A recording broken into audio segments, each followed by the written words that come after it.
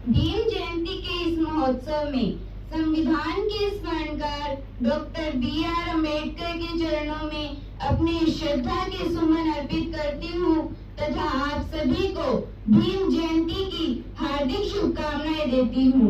मेरा नाम प्रतिभा जाम है, मैं 8th क्लास में हूँ। मैं आप सभी का आभार प्रकट करती हूँ कि आपने मुझे बोलने का अवसर दिया। मैं आज आप सभी के साथ अपने कुछ विचार साझा करना चाहूंगी। गर्ज उठे गगन सारा, समुद्र छोड़े अपना किनारा। गर्ज उठे गगन सारा, समुद्र छोड़े अपना किनारा। हिल जाए जहान सारा जब गूंजे जय भीम का नारा, जब गूंजे जय भीम का नारा।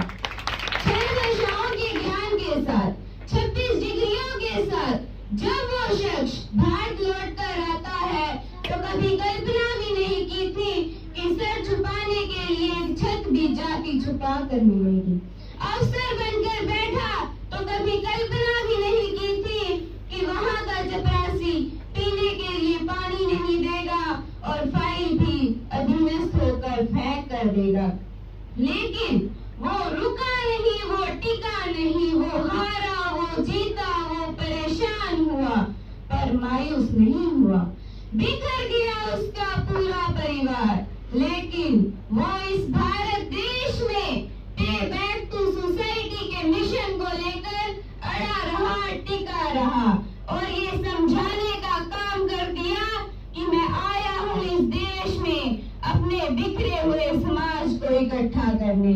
और जब मौका मिला अपनी लेखनी से एक ऐसा दस्तावेज तैयार कर दिया कि वो व्यक्ति जिसने ताउम्र गैर बराबरी झेली, जिसने ताउम्र अपमान झेला, उसने एक दस्तावेज के माध्यम से, अपनी एक लेखनी के माध्यम से लोगों के लिए सम्मान तथा समानता लिख दी। लेकिन बड़ा दुख होता है और बहुत बड़ी विडंबना भी है कि why we are able to see Dr. B.R. Ambedkar in only 2 frames। हम डॉक्टर B.R. अम्बेडकर को सिर्फ 2 फ्रेम्स में क्यों देखते हैं? सिर्फ 2 खांचों में उनके व्यक्तित्व को रेखांकित क्यों कर दिया गया है? ये एक सोची समझी चाल है। अगर आपने देखा होगा डॉक्टर B.R. अम्बेडकर को एक सूट बूट पहने, एक संविधान की किताब को हाथ में पकड़े और यह सिर्फ संविधान के वेदता, और यह देखा होगा दलितों के नेता और आरक्षण वाले शख्स के रूप में। लेकिन मेरा ये सवाल आपसे है, ये सवाल इस देश की राजनीति, इस देश की सत्ता, इस देश के भविष्य से है कि मुझे यह बताने का काम करिए कि जब जवाहरलाल नेहरू, लाला लाजपत राय, इन सबको जितना हमने जाना, जितना हमने सुना, ये सब के सब जब क्रांति के वाहक हैं, ये सब के सब जब जंगे आजादी के नायक हैं, ये सब के सब जब अखिल भारतीय नेता हैं, तो इस देश के संविधान के रचयिता डॉक्टर B.R. अम्बेडकर सिर्फ आरक्षण के जनक कैसे हो गए? मैं आपसे यह कहना चाहूंगी कि आप डॉक्टर B.R. अम्बेडकर को परिभाषित आरक्षण वाले शख्स के रूप में नहीं कर सकते। उनका पूरा परिचय होगा समाजशासी डॉक्टर B.R. अम्बेडकर, इस देश की राजनीति को पलटने वाला डॉक्टर B.R. अम्बेडकर, इस देश की महिलाओं को अधिकार दिलाने वाला डॉक्टर B.R. अम्बेडकर, इस देश के हर नागरिक को समानता का अधिकार दिलाने वाला डॉक्टर B.R. अम्बेडकर। और ऐसे अपने देश के संविधान के रचयिता को मैं शत नमन करती हूँ। अगर आज डॉक्टर B.R. अम्बेडकर होते तो इस देश की लोकतांत्रिक व्यवस्था का नाश होते देख आपसे पूछते कि बताओ क्या करना चाहते हो। अगर आज वे होते तो वे फूले को लेकर, सरदार पटेल को लेकर और डॉक्टर सोनेलाल पटेल की यात्रा को लेकर इस देश के पिछड़े समाज से पूछते कि आप अपने देश और अपने सपनों को कैसे देखती हैं। मैं अपनी बातों को समाप्त करते हुए आपसे बस इतना कहना चाहूंगी कहूंगी कि ये लड़ाई न बेपनाह दस की है, ये लड़ाई न कुमेरा बनाम लुटेरा की है, ये लड़ाई हम सब की है, ये लड़ाई हमारे सम्मान की है। और अगर इस देश के संविधान के साथ खिलवाड़ किया तो खून की नदियां बहा देंगे, और अगर उसके प्रतिकार के लिए मुझे बागी बनना पड़ा तो मैं फख्र से कहूंगी मैं इस देश की बागी बेटी हूँ। अंततः अपनी वाणी को विराम देते हुए आप सभी का पुनः आभार प्रकट करती हूँ कि आपने मुझे बोलने का अवसर दिया। जय भीम, जय भारत।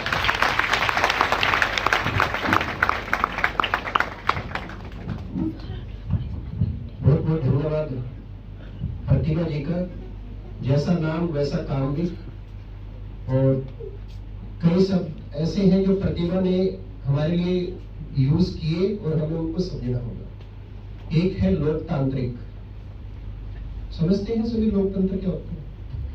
और जब बाबा साहब डॉक्टर बी आर अम्बेडकर और लोकतंत्र की आप बात करोगे तो आप पाओगे कि जितने भी इस देश की संस्थाएं हैं, सरकारी संस्थाएं, चाहे वो हमारा सर्वोच्च न्यायालय है, संसद है, हमारा सीबीआई, ईडी है, ये तमाम जो संस्थाएं हैं जो लोकतंत्र को मजबूत करने का काम करती हैं, चुनाव आयोग से लेके। लेकिन आज हम लोग देखते हैं कि किस तरीके का उनके ऊपर आक्रमण किया जा रहा है। दूसरा जो इन्होंने एक शब्द और बोला जिसको हम लोग देखना चाहेंगे कि जो यात्राएं हैं, अगर जिन लोगों ने महात्मा ज्योतिबा फुले को पढ़ा है या बिरसा मुंडा को पढ़ा है, छत्रपति साहू जी महाराज को पढ़ा है या कर्पूरी ठाकुर को पढ़ा है, ये ऐसे नाम हैं जो आप पहली बार सुन रहे होंगे अधिकांश बच्चे, तो आप पाओगे कि एक बहुत बड़ा आंदोलन है जो समता, समानता, स्वतंत्रता, न्याय के लिए लड़ा गया। और उन्हीं का प्रभाव है कि बाबा साहब डॉक्टर बी आर अम्बेडकर की बदौलत आज वो भारतीय संविधान में दिखाई देता है। और एक बात और बच्ची ने बोली कि संविधान के ऊपर, कि संविधान की तरफ जो बात है ये बिल्कुल सच है। मुझे नहीं लगता कि आप में से बच्चे जानते हैं, जानते भी होंगे कि एक बार भारतीय संविधान की समीक्षा के लिए वेंकटचलैया आयोग 1991 गठित किया गया, जिसमें ये कहा गया कि इस संविधान को बदलने की जरूरत है एक विशेष पार्टी की विचारधारा के द्वारा। लेकिन वो नहीं हुआ। और आज वर्तमान समय में जो लड़की बोल रही है कि एक पार्टी के सांसद ये कहते हैं कि हमें 400 सीटों से ज्यादा सीटें चाहिए भारतीय संविधान बदलने के लिए। तो मैं आप लोगों से पूछना चाहता हूं, बेटा आप में से कितने ऐसे बच्चे हैं जिसने संविधान पढ़ा है? हाथ खड़ा करें एक बार।